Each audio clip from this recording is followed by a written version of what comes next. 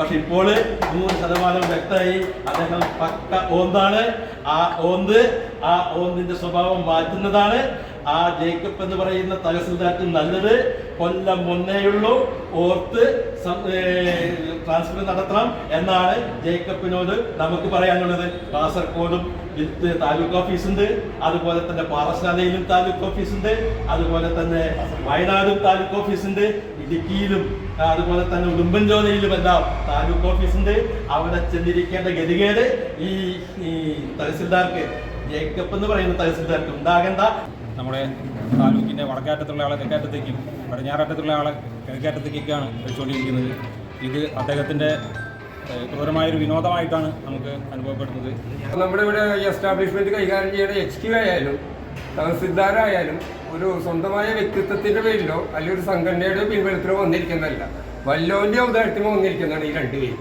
അപ്പോൾ ആ രണ്ടുപേർക്കും HQ ആയാലും അതെ തഹസിൽദാരായാലും അതെ സ്വന്തം ഇതില്ല. ഈ ആനയുടെ കീരന്മാരന്മാരെയാണ്, പൂരം നന്നാണെന്നില്ല. അവർക്ക് പട്ട കിട്ടിയാൽ മതി, പട്ട എന്ത് പട്ടയാലും കുഴപ്പമില്ല, അവർക്ക് രണ്ടുപേർക്കും അത് കിട്ടിയാൽ മതി.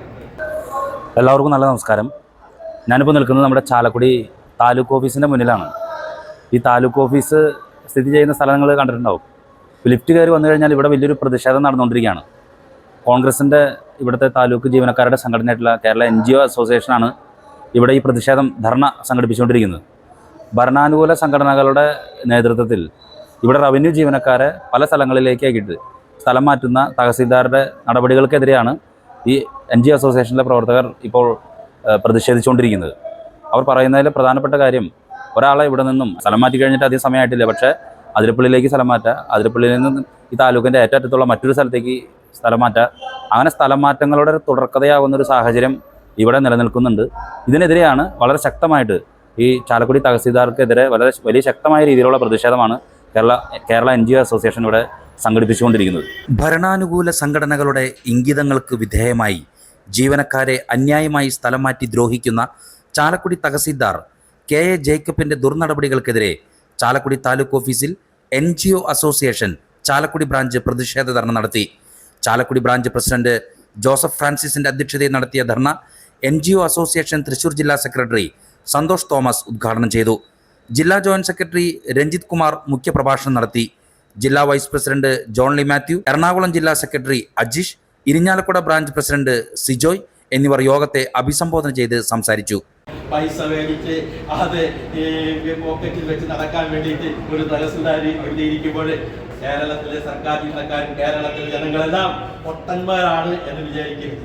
കേരളത്തിൽ UDF ഭരിക്കുമ്പോൾ ഇത്തരത്തിൽ നിറം മാറി, ഓന്തിന്റെ നിറം മാറി വന്നാൽ ആ തഹസിൽദാരുമാരെ, അത് ജേക്കബ് എന്നല്ല, ഏത് തഹസിൽദാരായാലും ഓന്തിന്റെ നിറം മാറി വന്നാൽ അവരെയെല്ലാം കാണാനും അവരെയെല്ലാം മനസ്സിലാക്കാനുമുള്ള കഴിവും കപ്പാസിറ്റിയും NGO അസോസിയേഷൻ എന്ന പ്രസ്ഥാനത്തിനുണ്ട് എന്ന് നമ്മൾ ഓർക്കണം. പണ്ട് ഇദ്ദേഹം എൻ്റെ കൂടെ വന്നതാ, എനിക്ക് അവിടെ ആ വില്ലേജിൽ വേണം ഈ വില്ലേജിൽ വേണം, അദ്ദേഹം പല കോൺഗ്രസ് നേതാക്കളെയും ശുപാർശകളൊക്കെ നടത്തി വന്നതാ.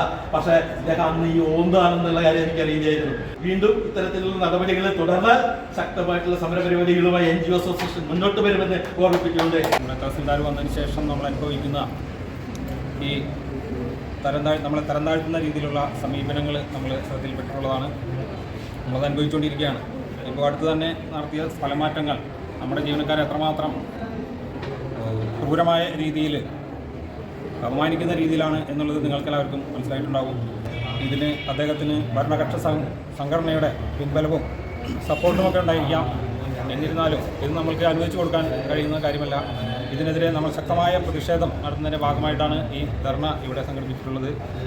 നമ്മുടെ ഒരു PA ഉണ്ട്, ഏത് ട്രാൻസ്ഫോർമർ ഇവിടെ അയാളുടെ പേരില്ലാത്തൊരു ട്രാൻസ്ഫോർമർ സാധാരണഗതിയിൽ ഇറങ്ങാറില്ല. അദ്ദേഹം പാവമാണ്, നന്നായിട്ട് ജോലി ചെയ്യുന്ന ഒരാളാണ്. ഈ ഓർഡറിലും അദ്ദേഹത്തിൻ്റെ പേരുണ്ട്. അതുപോലെ തന്നെ സ്ഥിരം മുദ്ര ചേർത്തപ്പെട്ട ആയിക്കോട്ടെ, ഇപ്പോൾ നമുക്കൊരു 10 പേരോ അല്ലെങ്കിൽ 15 പേരോ റവന്യൂകളുള്ളൂ. ഇവരൊക്കെ സ്ഥിരം കഥാപാത്രങ്ങളാണ് നമ്മുടെ ഈ ട്രാൻസ്ഫർ പോസ്റ്റിങ്ങിൻ്റെ ലിസ്റ്റിൽ. അപ്പോൾ അവസാനം വന്ന വിഷയം എന്ന് വെച്ചാൽ നമ്മുടെ ബിജുവിനെ കല്ലേറ്റുകരയിൽ നിന്ന് എടുത്തിട്ട് അതിരപ്പള്ളിക്ക് വെച്ചു. അപ്പോൾ ഒന്ന് അദ്ദേഹം നിശ്ചയ കാലയളവ് ആ വില്ലേജ് ഹൗസിൽ പൂർത്തിയായിട്ടില്ല. രണ്ട്, അദ്ദേഹത്തിൻ്റെ അമ്മ തീരെ പല തടസ്സങ്ങളുണ്ട്, വളരെ അവസരത്തിലാണ് അദ്ദേഹം നോക്കണേ. പരിഹാരത്തിന് കിഴക്കോട്ടുള്ള മേഖലയിൽ നിന്ന് 15 VFമാർ നമ്മൾ ഈ താലൂക്ക് ഹൗസിൽ ജോലി ചെയ്യുന്നുണ്ട്.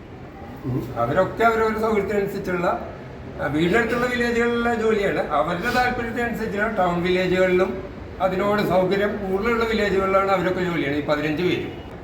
അപ്പോൾ ഇനിയും ഇതൊരു തരണം നടത്തിയോണ്ടൊന്നും നമ്മുടെ കാര്യങ്ങൾ പരിഹരിക്കപ്പെടുന്നുള്ള പ്രതീക്ഷ എനിക്കില്ല. ട്രാൻസ്ഫർ എന്നത് അവർ 9 കൊല്ലം മുമ്പ് തുടങ്ങിയ കാര്യമാണെങ്കിൽ കൂടി ഇപ്പോഴും അവരത് നിർത്തിയിട്ടില്ല. പല സ്ഥലങ്ങളിലും പല ഡിപ്പാർട്ട്മെൻറ്റുകളിലും ഇത് വ്യക്തികളെ മാത്രം നോക്കിക്കൊണ്ട് അസോസിയേഷൻ ആണോ എങ്കിൽ മാത്രം അവർക്ക് ട്രാൻസ്ഫർ കൊടുക്കുക, മറ്റുള്ളത് ഒരു അവിശുദ്ധ കൂട്ടുകെട്ട് പോലെ. അതായത് ജോയിൻറ്റ് കൗൺസിൽ ആയാലും NGO യൂണിയൻ ആയാലും സംഘമായാലും ഇവർക്കൊക്കെ അങ്ങോട്ടും പരസ്പരം സഹായം, എന്താ പറയുക, സഹോദരന്മാരെ പോലെ അവർ കൂട്ടാളികളായിക്കൊണ്ട് അസോസിയേഷനിലെ ആൾക്കാരെ മാത്രം തെരഞ്ഞു പിടിച്ച് ട്രാൻസ്ഫർ നടത്തുന്ന ഒരു രീതി കുറേ നാളുകളായിട്ട് ഇപ്പോൾ ഉണ്ട്. അത് രാഷ്ട്രീയത്തിലും നമുക്ക് തുറന്നു കാണാം. കാരണം തൃശ്ശൂർ ജില്ലയിലെ സുരേഷ് ഗോപി വന്നത് എങ്ങനെയാണെന്ന് നമുക്കറിയാം. അതുപോലെ തന്നെയാണ് അതിന് ബന്ധപ്പെട്ട രീതിയിൽ തന്നെയാണ് സർക്കാർ ജീവനക്കാരിലും ഈ ഒരു അവരുടെ ഒരു ഐക്യം. ഇത് നമ്മളെ ഉപദ്രവിക്കുന്ന സംഘടന അസോസിയേഷൻ്റെ അല്ലെങ്കിൽ സർക്കാർ കോൺഗ്രസിൻ്റെ ആയിട്ടുള്ള ജീവനക്കാരെ പ്രത്യേകം തെരഞ്ഞു പിടിച്ചുകൊണ്ട് സ്ഥലം മാറ്റുക.